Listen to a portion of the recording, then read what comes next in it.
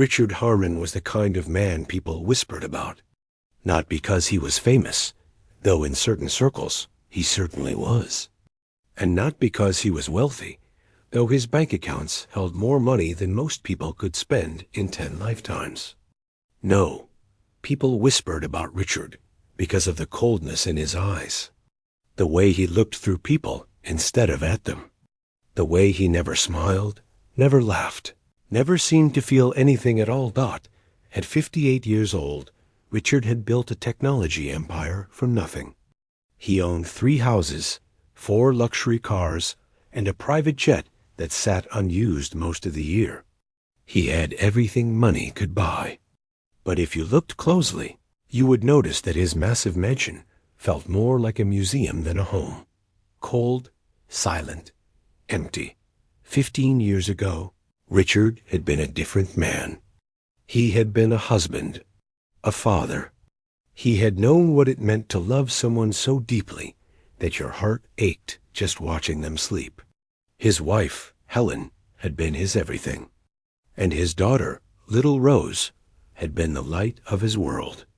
She had just turned 7 when it happened. The accident came on a Tuesday evening. A drunk driver ran a red light. Helen and Rose were on their way home from piano lessons. Richard was supposed to pick them up that day, but he had stayed late at the office to finish a deal. He told Helen he would make it up to them. He promised to take Rose for ice cream the next day. That next day never came for them. Richard never forgave himself. He buried his grief so deep that it turned into something else. Something hard. Something cold. He stopped visiting friends. He stopped celebrating holidays. He removed every photograph of Helen and Rose from his home, because looking at their faces felt like swallowing broken glass. His younger sister, Catherine, was the only person who refused to give up on him. She called him every week. She showed up at his door uninvited. She dragged him to family dinners where he sat in silence and left early. Catherine believed that somewhere inside that frozen shell, her brother was still alive. She just needed to find a way to reach him. On a cold November afternoon, Catherine arrived at Richard's office with a request. She was volunteering at a local orphanage called St. Mary's Home for Children. They were hosting a charity event that weekend, and she wanted Richard to attend. Richard barely looked up from his computer. "I'm busy." "You're always busy," Catherine said. "Richard, these are children who have nothing. No parents. No families. The least you can do is show up for one afternoon." "Write them a check," Richard replied. "That's what they really want, anyway." Catherine sat down across from him and waited until he finally met her eyes. "I'm not asking for money. I'm asking for your presence. One afternoon. 2 hours, please." Richard sighed. He knew his sister well enough to understand that she would not leave until he agreed. She had their mother's stubborn spirit, and arguing with her was like arguing with a wall. "Fine," he said. 2 hours. Not a minute more. That Saturday, Richard found himself standing in the entrance of St. Mary's Home for Children. The building was old, with peeling paint and windows that looked like they hadn't been washed in years. Inside, the floors creaked with every step, and the smell of old wood and cheap cleaning products hung in the air. Children ran past him, laughing and chasing each other. Their voices echoed off the walls.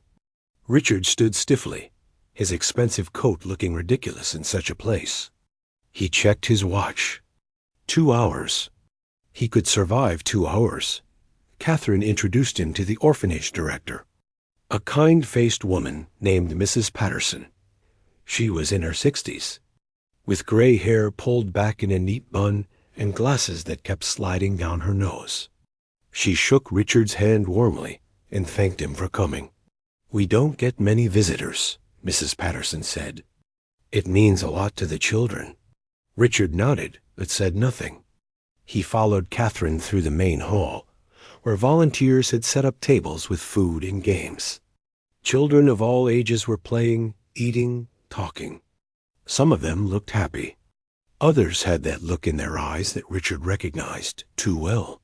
The look of someone who had lost something they could never get back. He was about to suggest to Catherine that he had seen enough when something caught his attention. In the far corner of the room, away from all the noise and activity, a little girl sat alone by the window. She couldn't have been more than 9 years old. She had dark hair that fell past her shoulders and eyes that seemed too big for her thin face. While the other children played, she sat perfectly still, drawing something in a small notebook. Richard watched her for a moment. There was something about her stillness that bothered him. Not in a bad way. It was more like looking into a mirror and seeing something you didn't want to see. "Who is that?" he asked Mrs. Patterson. The director followed his gaze, and her expression softened with sadness. "That's Lily. She's been with us for 4 years now. Since she was 5. Why is she sitting alone?" Mrs. Patterson hesitated before answering. "Lily is different. She barely speaks. She keeps to herself. We've placed her with 3 different foster families over the years, but they all brought her back. They said she was too quiet, too strange, that they couldn't connect with her." Richard frowned. "They returned her? Like she was a broken appliance?" "People want children who are easy," Mrs. Patterson said quietly. "Children who smile and hug and say the right things. Lily doesn't do any of that. But it doesn't mean she doesn't feel. I think she feels more than most. She just doesn't know how to show it." Catherine touched Richard's arm. "She's a sweet girl. Just wounded. Like a lot of us." Richard didn't respond. He watched Lily turn a page in her notebook and continue drawing. He wondered what she was drawing. He wondered what went on inside that quiet little head. Catherine must have seen something change in her brother's face, because she suddenly smiled. "You know, Richard, you could make a real difference in a child's life. Have you ever thought about adoption?" Richard nearly laughed. "Adoption? Me? I can barely take care of myself, Catherine. What would I do with a child? You could give them a home, a future, something to believe in." Richard shook his head. "I'm not father material. Not anymore." But Catherine wasn't ready to give up. "What about Lily? She needs someone who understands what it's like to be alone. Someone who won't give up on her just because she's not easy." Something dark flickered in Richard's chest. Maybe it was annoyance. Maybe it was something deeper. Either way, he wanted this conversation to end.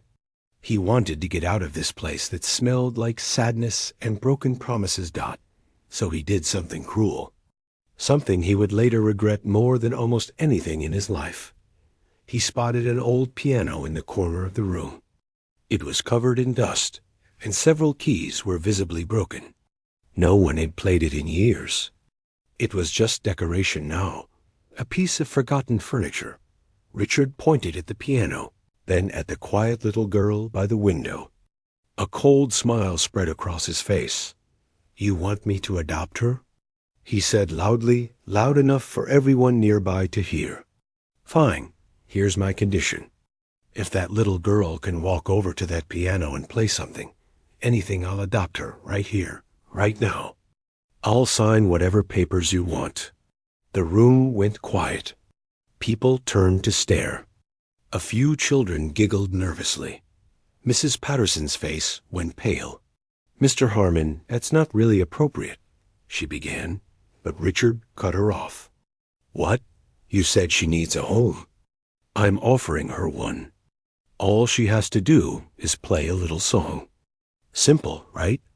Catherine grabbed her brother's arm. "Richard, stop this. You're being cruel." "I'm being realistic," Richard said. "That piano is broken. That girl doesn't speak. This whole thing is impossible, which is exactly my point. Some things just can't be fixed." He crossed his arms and waited, expecting nothing to happen, expecting everyone to move on and forget this ugly little moment. But across the room, Lily had heard every word. She slowly closed her notebook. She looked at the dusty piano, and then she looked at the tall, cold man who had just made her the center of everyone's attention. Something flickered in her dark eyes. Something that nobody expected. She stood up. The room fell into an uncomfortable silence as Lily rose from her seat by the window. Every eye turned toward the small girl with the dark hair and the face that revealed nothing. Some of the children whispered to each other. A few adults exchanged worried glances. No one knew what to expect. Richard watched with his arms still crossed, a smirk playing at the corner of his lips. He expected the girl to sit back down. He expected her to cry, maybe, or run away. That's what children did when they were embarrassed. That's what anyone would do when put on the spot like this. But Lily did neither of those things. She began to walk, slowly, quietly. Her worn shoes made soft sounds against the wooden floor. She didn't look at the people staring at her. She didn't look at Richard. Her eyes were fixed on the old piano in the corner, as if it were the only thing in the room that mattered. Catherine stepped closer to her brother. "Richard, please stop this," she whispered urgently. "She's just a child. You've made your point." "I haven't made any point yet," Richard replied.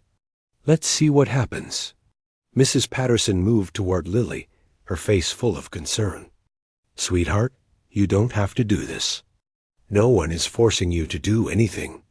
That man was just being foolish." Lily paused for a moment and looked up at the director. Her eyes were calm, almost peaceful. When she spoke, her voice was so soft that Mrs. Patterson had to lean in to hear her. "I want to," Lily said. Those 3 words carried more weight than anyone expected. Mrs. Patterson blinked in surprise. In all the years Lily had lived at the orphanage, she had never volunteered to do anything in front of other people. She never raised her hand in class. She never joined games with other children. She existed in her own quiet world, and everyone had learned to leave her there. But today was different. Something had shifted behind those dark eyes. Lily continued walking until she reached the piano. It was an old upright model, probably 60 or 70 years old. The wood was scratched and faded. A thick layer of dust covered the top. Some of the white keys had turned yellow with age, and at least 4 of the black keys were cracked or missing entirely. Mrs. Patterson had tried to get it repaired years ago, but the cost was too high for the orphanage's small budget. So the piano sat there, silent and forgotten. Like so many other things in this place, Lily stood in front of it for a long moment. She reached out and touched the wooden surface, her small fingers leaving trails in the dust. Then she pulled out the bench, sat down, and lifted the cover to reveal the keys. Richard checked his watch. This was taking longer than he expected. He figured the girl would press a few keys, realize the piano was broken, and give up. Then he could leave this depressing place and go back to his comfortable, empty life. But Lily didn't press any keys. Not yet. She just sat there, staring at the piano, her hands resting in her lap. And if anyone had been watching her closely, they would have seen something strange. Her lips were moving slightly, as if she were talking to someone who wasn't there. What no one in that room knew, what no one could possibly know, was that Lily was remembering. 4 years ago, before the orphanage, before the foster families, before the silence that had wrapped itself around her like a blanket, Lily had lived in a small apartment with her mother. Her father had left when she was just a baby, so it had always been just the 2 of them. Lily and her mama against the world. Her mother's name was Grace, and she had been a pianist. Not a famous one. She never played in big concert halls or made recordings that sold in stores. But she gave lessons to children in the neighborhood, and sometimes she played at weddings or small events to make extra money. Music was her life. It was the air she breathed. Every night, no matter how tired she was, Grace would sit their old piano and play for Lily. Sometimes she played fast, happy songs that made Lily want to dance around the room. Other times she played slow, sad melodies that seemed to tell stories without any words. And every night she would pull Lily onto her lap and guide her tiny fingers across the keys. "Feel the music, baby," Grace used to say. "Don't just play it. Feel it. Let it come from your heart." Lily learned to play before she learned to read. The piano was her first language, and her mother's arms around her while they played together was the safest place in the world. Then came the night that changed everything. Lily was 5 years old. It was winter, and the old building where they lived had bad heating. Some of the neighbors used space heaters to stay warm. One of those heaters caught fire in the middle of the night. Lily remembered waking up to the smell of smoke. She remembered her mother's panicked voice telling her to stay low and crawl toward the door. She remembered the heat, so intense it felt like the air itself was burning. She remembered her mother wrapping her in a wet blanket and carrying her down the stairs, coughing and crying. They almost made it. A beam fell from the ceiling just as they reached the second floor. Grace threw Lily forward toward the exit, and the beam came down between them. Lily remembered screaming for her mother. She remembered hands grabbing her and pulling her outside into the cold night air. She remembered looking back at the building as flames poured from the windows. She never saw her mother again. After that night, Lily stopped talking. The doctors said it was trauma. They said she might speak again when she felt safe. But Lily didn't feel safe anywhere. She was passed from one foster home to another, each one more disappointing than the last. People wanted a normal child, a happy child, a child who would make them feel good about themselves. Lily was none of those things. She was broken in ways that no one wanted to deal with. So they sent her back. Again and again. Until finally she ended up at St. Mary's, where Mrs. Patterson promised she could stay as long as she needed. In all those years, Lily never touched a piano. She couldn't. Every time she saw one, she heard her mother's voice. She felt her mother's hands guiding hers. And then she remembered the fire, the smoke, the screaming, and it was too much. The music that had once been her greatest joy became her deepest wound. But today, something was different. Maybe it was the way that rich man had looked at her, like she was nothing, like she was worthless. Maybe it was the laughter of the other children, who didn't know her story and didn't care. Or maybe it was something else entirely. Something she couldn't explain. As Lily sat at that broken piano, she heard her mother's voice in her memory, as clear as if Grace were standing right beside her. "Feel the music, baby. Let it come from your heart." Lily took a deep breath. Her hands were trembling. Tears were already forming in the corners of her eyes, but she didn't let them fall. Not yet. She placed her fingers on the keys. They were cold and dusty. Some of them didn't even move when she pressed them gently. This piano was broken, just like her. It hadn't made music in years, just like her. But maybe, she thought, maybe broken things could still play. Behind her, Richard shifted impatiently. "Well?" he called out. "We're waiting. Show us what you've got." Catherine shot him a furious look. "Would you please just be quiet for once in your life?" Richard rolled his eyes, but said nothing more. At the piano, Lily closed her eyes. She wasn't in the orphanage anymore. She wasn't surrounded by strangers who pitied her or mocked her.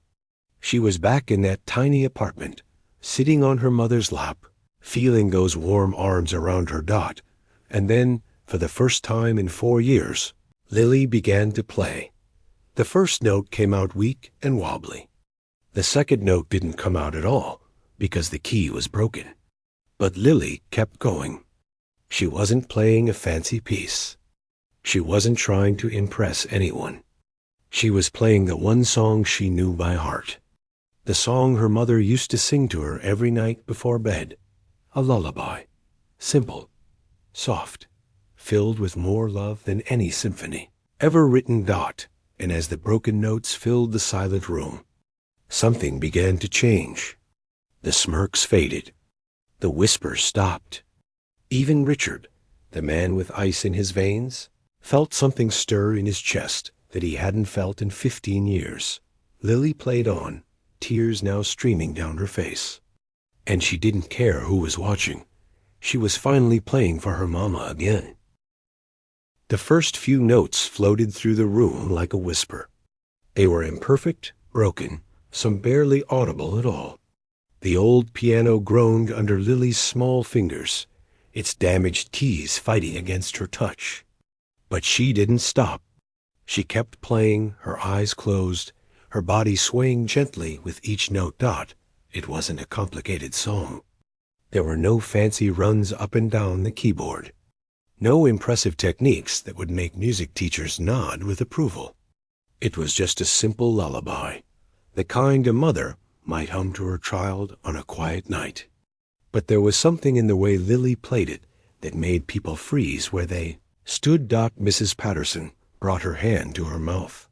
She had known Lily for 4 years. She had watched this silent little girl sit alone day after day, never joining in, never reaching out. She had always sensed that there was something deep inside Lily, something locked away. But she never imagined it would sound like this. The melody was slow and gentle. When a broken key refused to make sound, Lily simply moved around it, adjusting the song without missing a beat. When a note came out flat or sharp, because the piano was so badly out of tune, she let it be. She didn't try to fix anything. She just let the music flow. Broken pieces and all. Catherine felt tears spring to her eyes. She wasn't a musical person. She couldn't tell a sonata from a symphony. But she knew emotion when she heard it. And what she heard coming from that old piano wasn't just music. It was grief. It was longing. It was a little girl calling out to someone who could no longer answer. The other children in the room had gone completely still.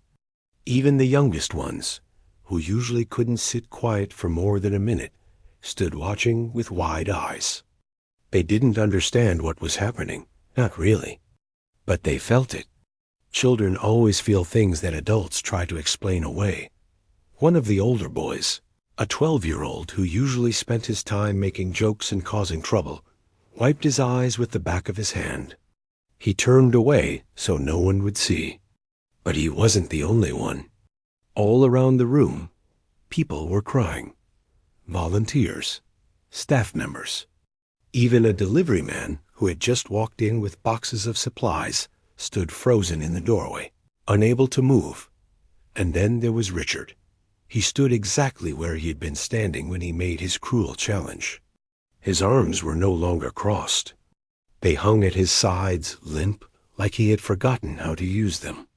The smirk was gone from his face. In its place was something raw, something exposed, something he had spent 15 years trying to bury. He watched Lily play, and he didn't see a strange orphan girl anymore. He saw his daughter Rose. He saw her sitting at the piano in their living room, her small fingers stumbling over the keys while Helen guided her with patient hands. He heard Helen's laughter when Rose hit a wrong note. He felt the warmth of Sunday mornings, when music filled their home and everything was perfect and whole. Richard's chest tightened. His throat closed up. He tried to swallow, but something was blocking the way. Something that had been stuck there for 15 years was finally trying to break free. Lily played on. The lullaby reached its middle section, a part that was slightly more complex. Her mother used to call this the heart of the song, the place where all the emotion lived. Lily's fingers trembled as she played it. Tears rolled down her cheeks, but she made no sound. She didn't sob or sniffle. She just let the tears fall while the music poured out of her. In her mind. She wasn't in the orphanage anymore. She was back in that tiny apartment, sitting on her mother's lap. She could smell her mother's perfume, something soft and flowery that she had never smelled anywhere else. She could feel her mother's chin resting on top of her head. She could hear her mother's voice, singing along to the melody in that gentle way she always did. "That's beautiful, baby," her mother whispered in her memory. "You're playing so beautifully." A sob finally escaped Lily's throat, but she didn't stop playing. She couldn't stop. It felt like if she stopped, she would lose her mother all over again. So she kept going, note after broken note, letting the music carry her through the pain. Mrs. Patterson took a step forward, wanting to comfort the child, but something held her back. This moment wasn't meant to be interrupted. Whatever was happening at that piano was sacred, and all anyone could do was witness it. The song began to slow down as it approached the end. The notes grew softer, more delicate, like footsteps fading into the distance.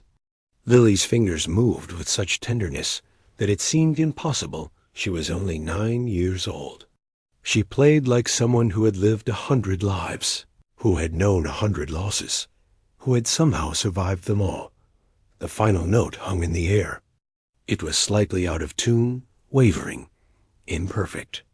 But it was also the most beautiful sound anyone in that room had ever heard. Because it was honest. It was real. It came from a place so deep, inside that little girl, that no amount of pain could silence it. And then it was over. Lily's hands fell to her lap. She sat perfectly still, her head bowed, her dark hair hiding her face. She didn't look up to see people's reactions. She didn't wait for applause. She simply sat there, empty and exhausted, like she had given away everything she had. The silence that followed was deafening. No one knew what to say. No one knew what to do. A few people clapped hesitantly, but it felt wrong somehow, like clapping after a prayer. This hadn't been a performance. This had been something else entirely. Catherine turned to look at her brother. What she saw made her gasp. Richard Harmon was crying, not quietly, not discreetly. Real tears were streaming down his face, cutting paths through the cold mask he had worn for so many years. His shoulders shook. His hands trembled. He looked like a man who had just been punched in the chest by something invisible. He hadn't cried at his wife's funeral. He hadn't cried at his daughter's burial. He had stood there like a statue, frozen, because he believed that if he started crying, he would never stop. So he locked it all away. He built walls so high and so thick that nothing could get through.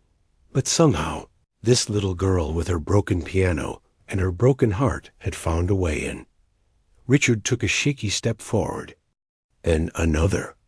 People moved aside to let him pass, watching with confusion and concern. Catherine reached for his arm, but he didn't seem to notice. His eyes were fixed on the small figure sitting at the piano. He walked until he was standing right beside her. Lily still hadn't looked up. She was probably expecting more mockery, more cruelty, more disappointment from yet another adult who didn't understand. Richard tried to speak, but his voice broke. He cleared his throat and tried again. "That song," he whispered. "What was it?" Lily was quiet for a moment. Then, in a voice so small it was almost impossible to hear, she answered, "It was my mama's song. She used to sing it to me every night before she went away." Richard felt his knees go weak. He had to grab the edge of the piano to steady himself. 15 years of grief came crashing down on him all at once. 15 years of silence, of running, of pretending he was fine when he was dying inside. He looked at this little girl, this wounded, forgotten child who had just played her heart out on a broken piano, and he saw himself. He saw his own pain reflected back at him. He saw someone who understood what it meant to lose everything and still somehow keep breathing. Slowly, carefully, Richard knelt down beside the piano bench. He was eye level with Lily now. She finally looked up, and their eyes met. Hers were red and swollen from crying. His were the same. "I'm sorry," Richard said, his voice cracking. "I'm so sorry for what I said. It was cruel and wrong. You didn't deserve that. Nobody deserves that." Lily studied his face for a long moment. She had learned to read people over the years. She had learned to recognize the ones who meant what they said and the ones who were just pretending. This man, with his expensive coat and his tear-streaked face, was not pretending. She didn't say anything. She just nodded, once, very slightly. And for Richard Harmon, that small nod meant more than any words ever could. He had come to this orphanage expecting nothing. He had made a cruel joke to prove a point. But instead, he had witnessed something that shattered every wall he had built. A broken piano. A broken girl. A broken man. And somehow, in all that brokenness, something beautiful had just begun. Richard stayed kneeling beside the piano bench for what felt like an eternity. The room around them had grown quiet, people watching from a distance, unsure whether to stay or give them privacy. Catherine stood nearby, tears still wet on her cheeks. Her hand pressed against her heart, Mrs. Patterson gently began ushering the other children toward the dining hall. "Come on, everyone. Let's give them a moment. There are cookies waiting for you." The children moved reluctantly, glancing back over their shoulders, curious about what was happening between the rich man and the quiet girl. Within minutes, the main hall was nearly empty. Only Catherine, Mrs. Patterson, and a few staff members remained, keeping their distance, but unable to look away. Richard wiped his face with the back of his hand. He felt exposed, like someone had peeled away his skin and left all his wounds visible for the world to see. He hadn't cried in front of another person since he was a child. He had always believed that crying was weakness, that showing emotion meant losing control. But right now, he didn't care about any of that. He looked at Lily, still sitting on the piano bench, her small hands folded in her lap. She was watching him with those dark, serious eyes that seemed to see right through him. There was no judgment in her gaze, no fear, just quiet understanding. "Can I sit with you?" Richard asked softly. Lily hesitated for a moment, then moved over slightly to make room on the bench. Richard stood up slowly, his knees aching from kneeling on the hard floor, and sat down beside her. The bench creaked under their combined weight, but it held. For a while, neither of them spoke. They just sat there, side by side, looking at the dusty keys of the broken piano. It was strange how comfortable the silence felt. Richard had spent years filling silence with noise, with work, with anything that would drown out the thoughts in his head. But this silence was different. It didn't need to be filled. Finally, Richard spoke. His voice was rough, like it had been scraped raw. "I had a daughter once," he said. "Her name was Rose. She would have been about your age now. Maybe a little older." Lily turned her head slightly to look at him, but didn't say anything. "She loved the piano," Richard continued. "My wife taught her to play. Every Sunday morning, they would sit together at the piano in our living room, and I would make breakfast while listening to them practice. Rose wasn't very good at first. She hit a lot of wrong notes, but she never gave up. She just kept trying and trying until she got it right." Richard paused, swallowing hard. The memories were flooding back now, unstoppable, like water breaking through a dam. "There was an accident," he said quietly. 15 years ago. A car accident. My wife and daughter were driving home from piano lessons. A man ran a red light. He had been drinking. They didn't survive." Lily's eyes widened slightly. She understood loss. She understood it better than most adults ever would. "I was supposed to pick them up that day," Richard said, his voice breaking. "But I stayed late at work. I told myself the meeting was important. I told myself I would make it up to them. I'd promised Rose I would take her for ice cream the next day." He shook his head slowly. But there was no next day. Not for them. A tear rolled down Richard's cheek. He didn't bother wiping it away. After they died, I stopped living, he admitted. I mean, I was still breathing. My heart was still beating. But I wasn't really alive. I threw myself into work. I made money. I bought things. I filled my life with stuff that didn't matter because I couldn't face the emptiness. I pushed everyone away. My sister, my friends, everyone who tried to help. I told myself I didn't need anyone. He turned to look at Lily. She was listening intently, her small face serious and thoughtful. But I was wrong, Richard said. I was so wrong. You can't outrun grief. You can't bury it deep enough that it disappears. It's always there waiting. And eventually, it catches up with you. Lily was quiet for a long moment. Then, in her soft, careful voice, she said something that made Richard's heart stop. My mama used to say that grief is just love with nowhere to go. Richard stared at her. Such simple words. Such profound truth. He felt something shift inside his chest, something that had been locked in place for 15 years. Your mama was very wise, he whispered. She was the best, Lily said. I miss her every day. Sometimes I dream about her. She's always playing the piano in my dreams. And she always tells me the same thing. What does she tell you? Lily looked down at the piano keys. She tells me not to be afraid of the music. She says the music will help me remember her. But I was scared. I thought if I played again, it would hurt too much. She paused. But today, when you said those things, I got angry. And I thought, why should I be scared? My mama gave me the music. It's the only thing I have left of her. Why should I let anyone take that away? Richard felt a lump forming in his throat. This 9-year-old girl had more courage than he had shown in 15 years. She had faced her deepest fear in front of a room full of strangers, just to prove that she wasn't worthless, that she had something to offer, that she mattered. You were very brave, Richard said. Braver than I've ever been. Lily shook her head. I don't feel brave. I feel tired. That's usually how bravery feels, Richard replied. It's exhausting. But you did it anyway.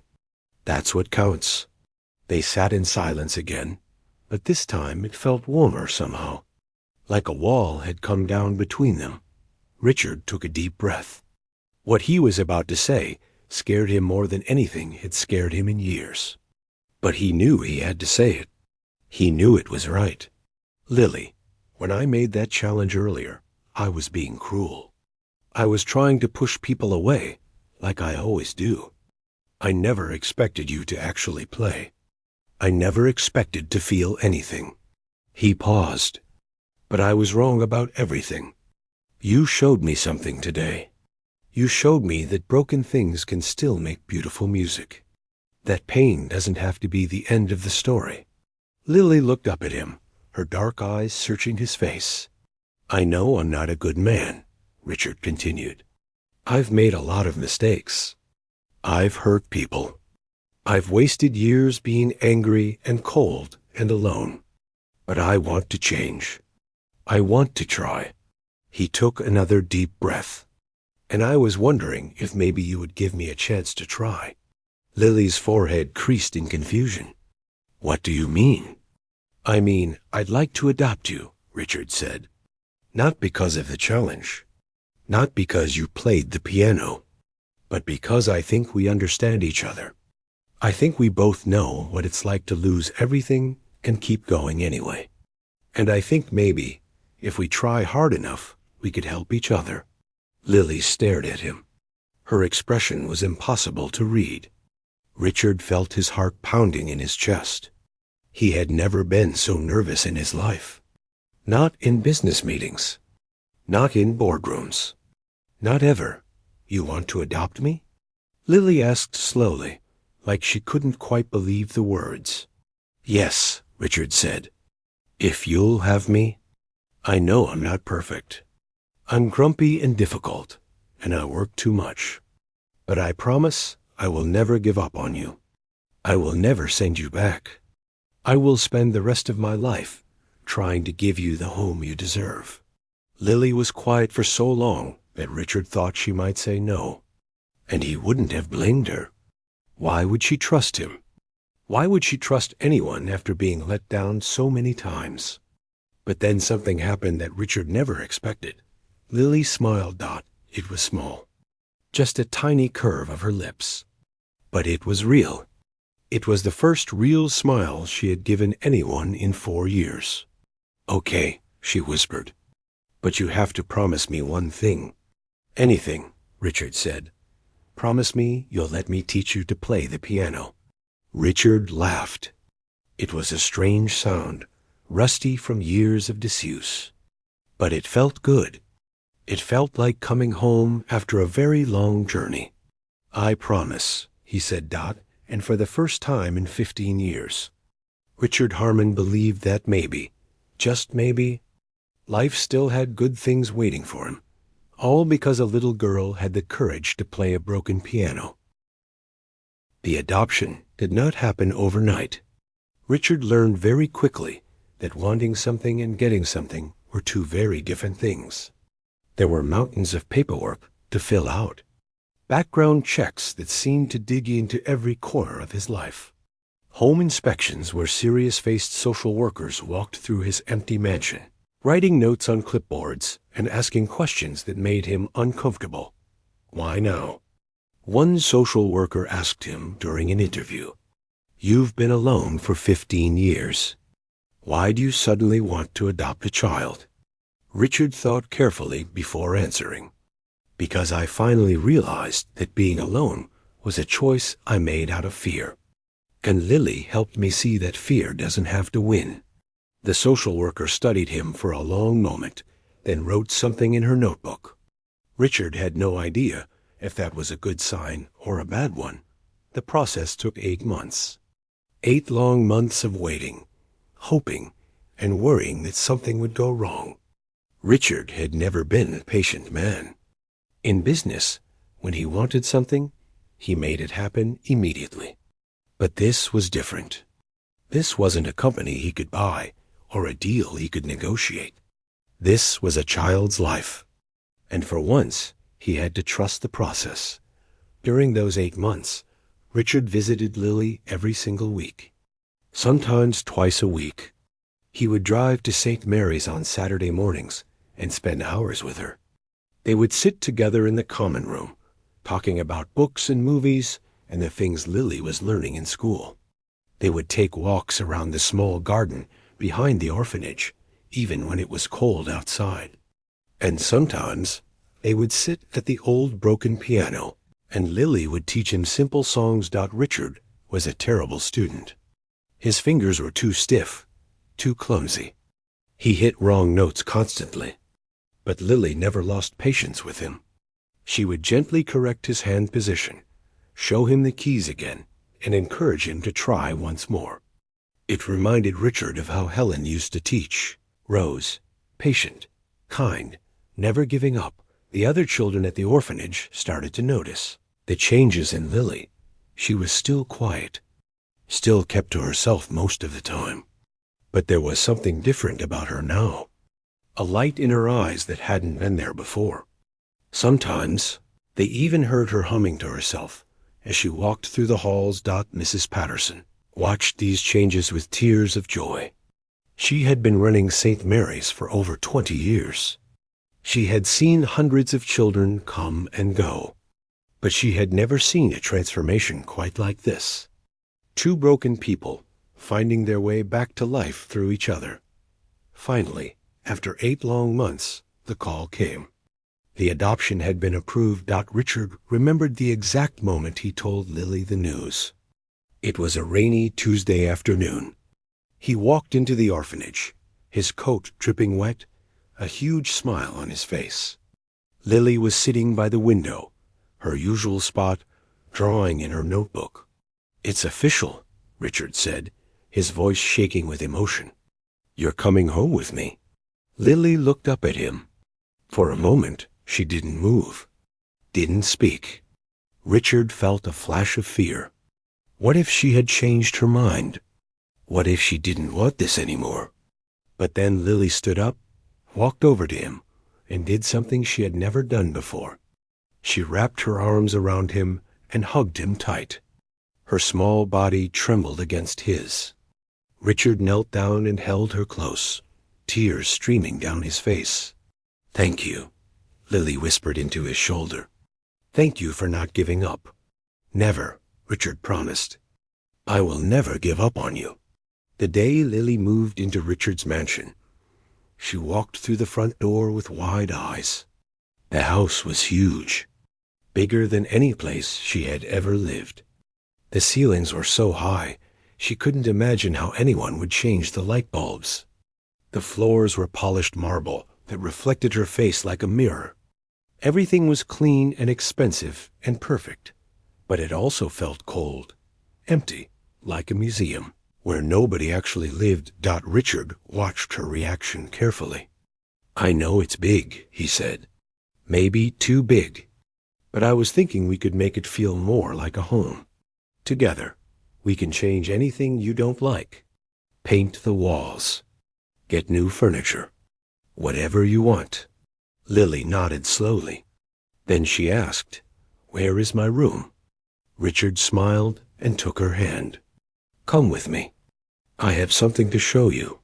He led her up the grand staircase to the second floor, down a long hallway, and stopped in front of a door painted pale blue.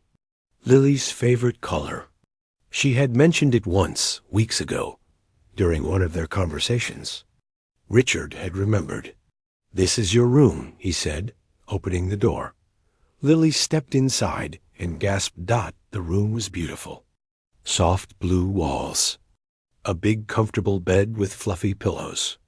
A bookshelf already filled with books.